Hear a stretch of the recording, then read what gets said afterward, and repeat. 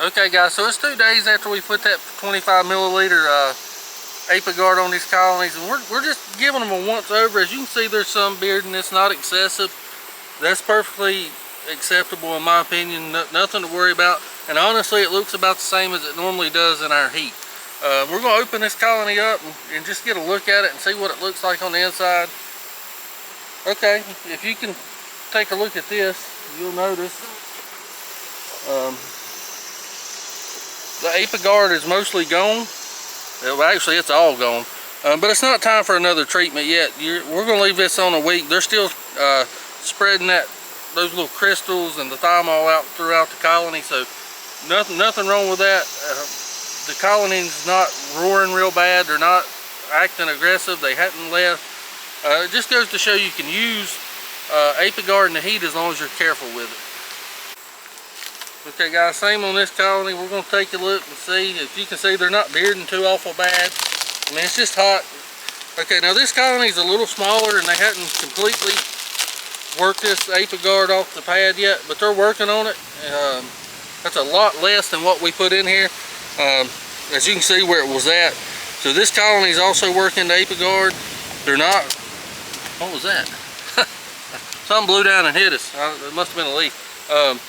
But they don't look too bad. I mean, it's not running them out of the box. Nothing wrong with this product as long as you're careful with it. Just like any other mite treatment, you got to be careful with it. You got to learn how to use it properly. But we've had good luck with it. Same with this colony. They're not bearding bad. They hadn't absconded on us. One thing I didn't mention in my last video on it is using this product normally will shut the queen down for a week or two. But that's okay. I kind of want her to shut down a little bit while the treatment's going on anyway. But she'll start laying back and she'll rebuild these colonies up well without any mite pressure for the fall. This colony's working this stuff too. And sometimes it'll dry out a little bit, and when it dries out, just come back through here and smush it up with your hive tool, and it'll work good for you. And keep in mind, in a week we're going to come back. We're going to put 25 more on it, and we're going to do 3 rounds of that, and hopefully that'll work for us. We'll do mite washes and see. And if the 3 rounds didn't take care of it, we'll do a 4th round. I'm kind of on the fence. The direction says do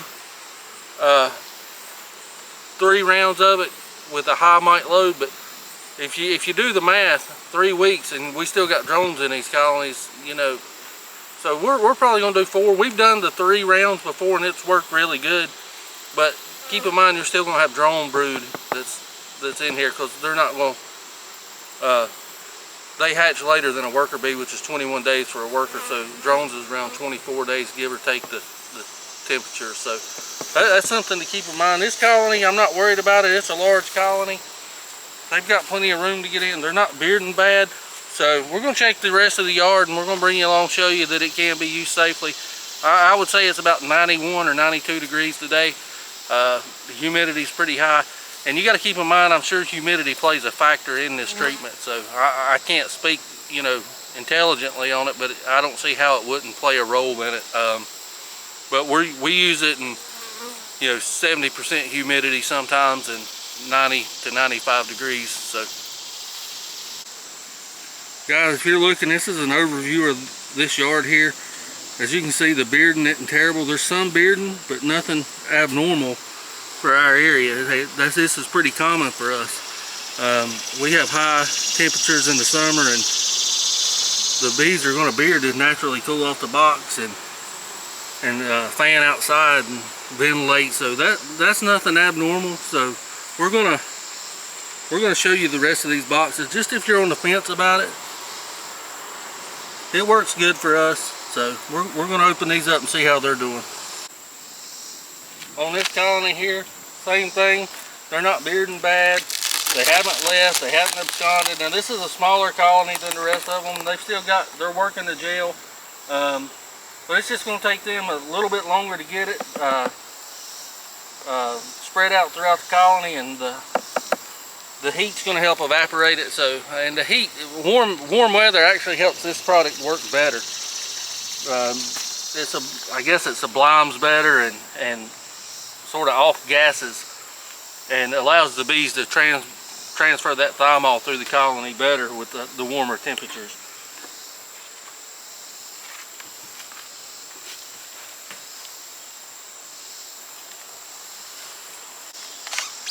More of the same, guys. We're just going through checking these colonies. Okay, now this one's a good one to look at. All the thymol is gone and the colony's actually chewing on the applicator pad. They're trying to remove it and get this product out of the beehive, but that's not a sign of concern. This is normal behavior for this treatment. They're cleaning their hive. It's showing good hygienic behavior. And when they're doing this, they're really working that product and they're transmitting it all through the brood nest to kill those varroa mites. So that's what we like to see. Every colony is a little different. I've seen them propolize it all around. I've seen them really shred these pads up, but this is typically what we see here, and it works really good when the bees really work the product like that. We'll check this one too, just get a look at it and see how it's doing. And again, don't expect all colonies to work the product the same.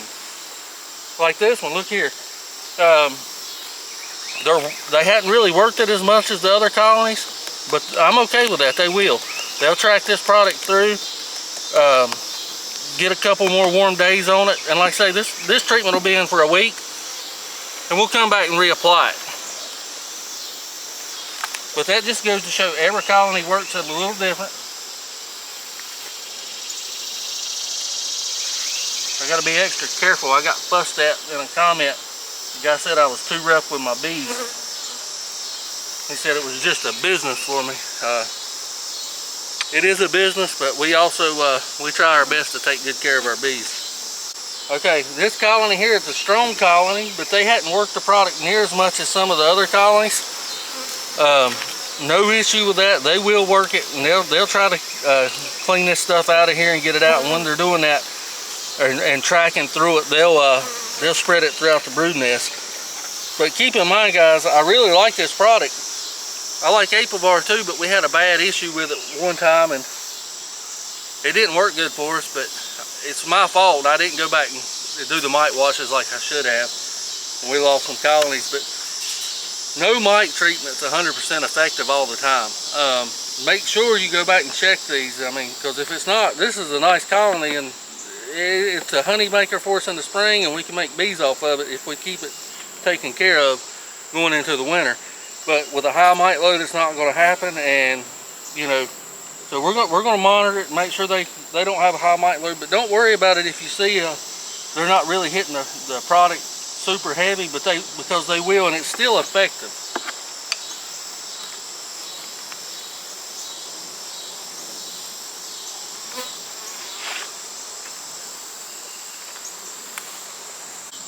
Okay, we're only going to look at one or two more in this yard. I mean, I'm seeing what I need to see. I'm not seeing the bees really hanging out of the box. I'm not seeing them, you know, in the trees anywhere. It's hot and it's going to be disturbing to them, but it's a lot less disturbing than those mites. Now keep in mind too, thymol, whenever a mite bites a bee, it leaves like a sore on the bee, and this thymol can really burn those bees. It can be painful to them and things like that, but it's still, in my opinion, better to use this product or a different mite treatment, whatever you choose to use, than to risk losing your colony. I'm not against treatment-free, but it's just not in the mix of cards for our operation at this point in time. Same here. Now, there's one bee that didn't make it out of the jail, but that's okay. You're going to lose some bees. That guy's going to fuss at me again, really, but he saw a dead bee. But this is okay. See, it's still kind of a, I don't know, it's got like a liquidy state. It's not hard and super crystallized. When I see that, I just come back in here and lay it back or mash it around a little bit, but still no concerns. Okay, guys, on this colony, if you look at it, they've actually moved the thymol and the Apiguard completely off the pad. That shows me that they've been working this stuff, and they're trying to remove it from the colony. And it's okay to leave it like that, but I'm not. I'm just going to scoop it back up, and I'm going to put it back on the pad, and I'm going to mash it up a little bit, just like this, where they can track it really easy. And sometimes it'll dry out, and that's okay too. According to the directions, there's no issues with it drying out. It's still effective. They actually recommend doing this just like I did. Now the excess on my high tool, you don't want to rub that in the eyes or nothing. So what I like to do is I just try to rub it off of here and get it into the colony a little bit. I wouldn't do it near open brood. I'm sure it would probably kill the open brood, but there's nothing wrong with this. It's a good treatment as long as you take caution in using it and you follow the directions. Keep in mind we use it a little different than the directions recommend, but that's only because it's so hot when we have to treat for our mites. So we just wanted to give you an update on the mite treatment we're using, the Apiguard, and show you that it's pretty effective.